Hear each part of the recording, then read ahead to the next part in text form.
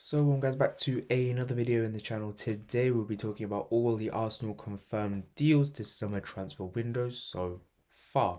And today we're going to cover over just a recap of what Arsenal have done in this summer transfer window. I think I'll do 2 or 3 of these videos during the summer transfer window just to give an overall reminder of what Arsenal have achieved in the transfer window so far. And we have done 1, 2, 3, 4, 5 bits of business so far. And obviously that's probably not it. We will do more pieces of business as well.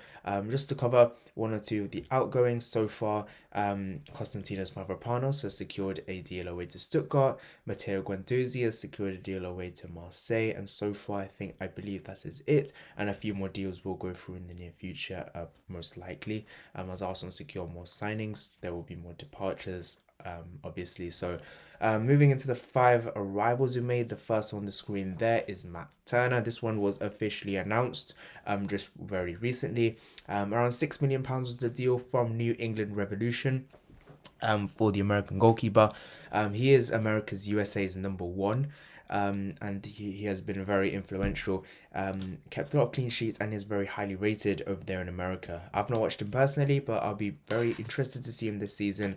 I think playing in the Europa League most likely, as it looks like that Bernd Leno will be leaving. So I think he will be the most likely replacement for Bernd Leno in order to try and play a backup role to Ramsdale. Whether he's going to push him all the way or not remains to be unseen. Then again, Ramsdale did push Bernd Leno very quickly out of the team. So taking that into consideration, who knows how Matt Turner could be. From what I heard, what I've seen of him already, he looks like a very good shot stopper.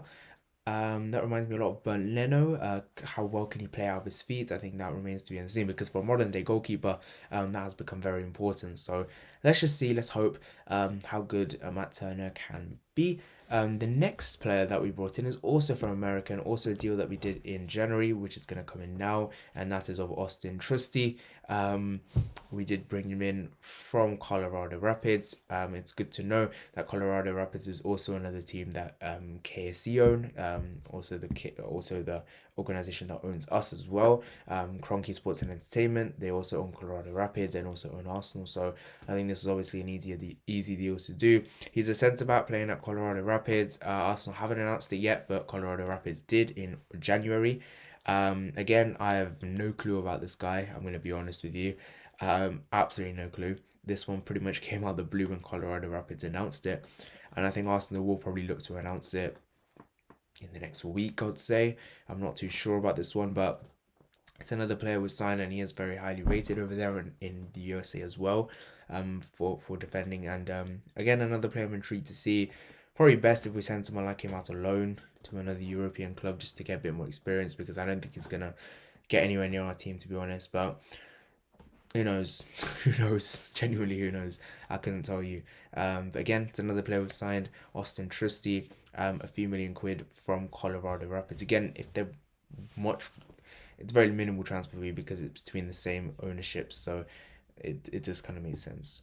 The next bit transfer, which Arsenal did officially announce, but haven't actually released the gallery from. I don't, how with Vieira and Turner, they showed him around the Emirates, done a proper gallery for it. That hasn't happened yet, but Marquinhos from Sao Paulo, I believe it's Sao Paulo, 19-year-old winger. We signed Marquinhos, Brazilian, from Sao Paulo. We did secure his signing as well. Another player seems to be highly rated over there in Brazil. We signed him for a fee of £2 to £3 million. Again, there was a lot of controversy behind this deal before we actually made it happen, because it seemed like Wolves had a pre-contract agreement because his deal was set to run out this summer. However, apparently Arsenal were like, oh, we'll pay Sao Paulo some money to take him instead of from Wolves to have a good relationship with Sao Paulo. Bit of an interesting one. It's a bit of a dodgy one, I'm going to be honest with you, and I don't think anyone really knows the full truth behind this. But look, again, another player I absolutely no clue about. Let's hope Arsenal scouts have done their job, done their homework on this one, and we have unleashed the next Gabriel Martinelli.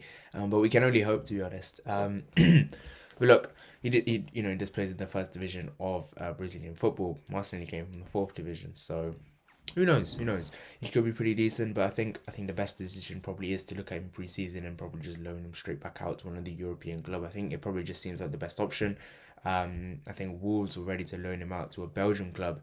Um, After they signed him for free. So I think Arsenal probably should look to do the same. Arsenal should probably look to loan him out straight away. But again, these last three signings aren't significant, to be honest. I think the only significant one, sort of, is Matt Turner, as he's probably going to be playing quite a few Europa League games this season. So yeah, Marquinhos, another signing from Brazil, £2 to £3 million.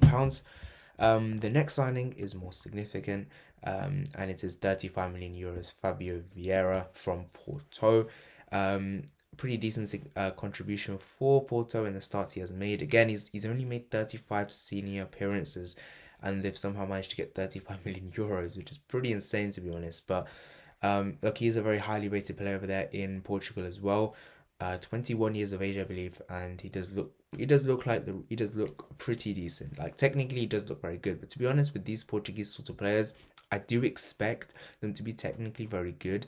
But the one massive concern I have from him already, I have to say, is physically, because physically he looks very, what's the best way to put it? Not physically ready for the Premier League. I think that's the best way we can put it. So I think one he did admit it in himself in the interview when he signed for Arsenal. So I think the best thing to do here is tell him to work on his physicality, because even though Burnley aren't in the league, you don't get much time on the ball. So even though he's technically very good, he's not going to get as much time on the ball to do what he wants. It's a bit like Odegaard, and it's a bit like Danny Ceballos a few seasons ago. He kind of reminds me of Ceballos for some reason. I don't know what it is.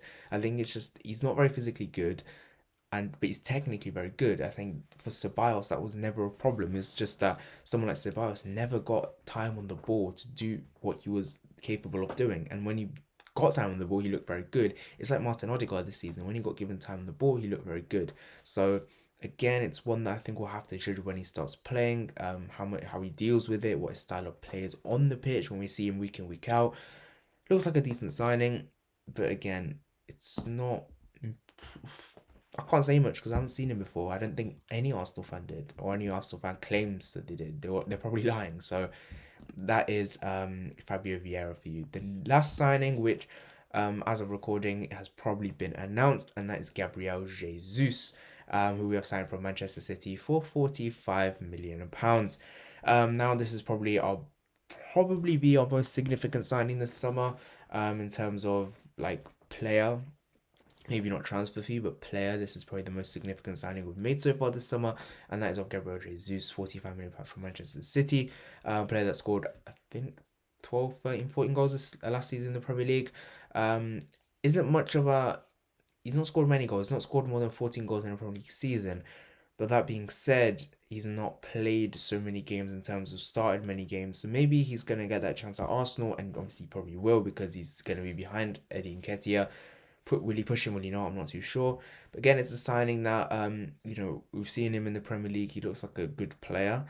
And he's a player that I think could develop under Arteta, under a manager that knows him from his time at Manchester City, obviously coaching him for a few years. So he will know a lot about Gabriel Jesus already, I feel like. And hopefully that'll help Arteta mold him into a player that he can become, and help him, aid him with what he is already. So hopefully it works out with Gabriel Jesus.